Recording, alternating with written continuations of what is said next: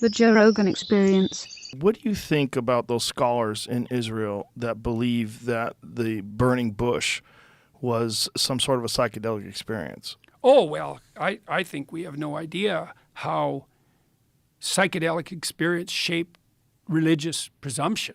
Have you read Brian Yeah, Murarescu's work? absolutely. I interviewed him. Oh, yeah. Amazing. I mean, look, we know that the shamanic tradition, which is God only knows how many tens of thousands of years old. It might be, is it millions of years old? Maybe. Human beings have been using fire for 2 million years. It could be really, really old.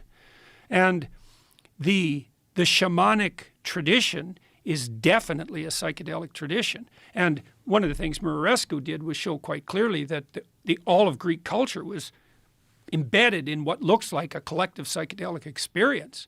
And so, yeah, I think the evidence, like Mircea Eliade, a great religious scholar, studied shamanism, and he thought that the use of psychedelics was a degeneration of the original tradition, but I don't think that's true at all. I think that the psychedelic tradition is part and parcel of the universal religious heritage of mankind, and I don't know what that means.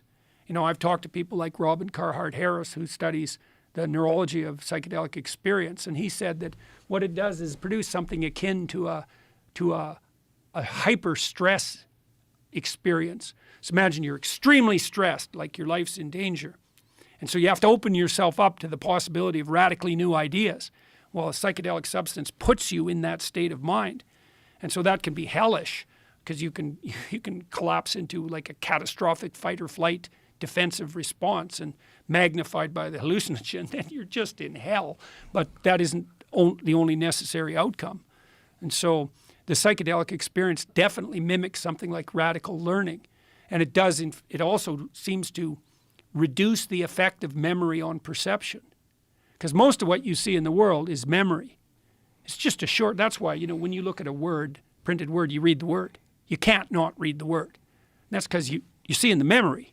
You're not seeing, like when I look at the sign behind you, I'm not lost in the yellow in the details. I see the Joe Rogan Experience, right? It's part and parcel of the perception. It's all memory. What a psychedelic does in part is remove the inhibition of memory from perception. And that re-immerses you in the complex world and shows you how remarkable and beyond comprehension everything really is. That's real.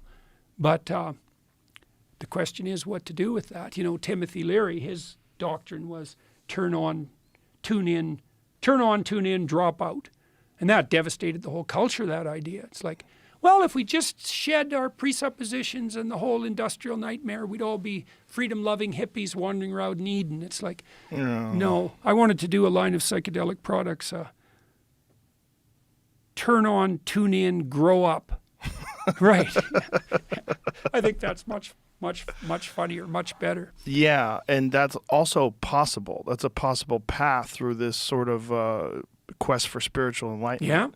Yeah. And the Timothy Leary thing was, it was dismissed by a lot of other psychedelic pioneers of the time. They saw the flaws. Oh, yeah, in that thinking. Yeah, definitely. The people who were already experimenting with ideas of proper set, and also they knew that back in the early 60s. Yes. And also the people that had no desire to run a group of like-minded people, which Leary did. He wanted to. He fell into that hippie culture, that hippie counterculture. I think he fell into the cult of personality. He fell into this thing that happens when too many people are paying attention to you. Yeah. And you think you have all the answers. Yeah. It's very dangerous. Yeah, especially if you combine that with psychedelic experience. Yes. That turns out to be a problem. Right, and the intoxicating grip of that, the power that you have over these people, which is it's unavoidable. And if you are a guru, air quotes, and you're the person doing that, like how many of them just start cults, and how many of them, it winds up being sexual. Jung was asked once to comment on psychedelic experience. I think he was asked about what Huxley was doing, and Jung's answer was, beware of unearned wisdom. Right. Very smart. Very smart. They're very, very smart.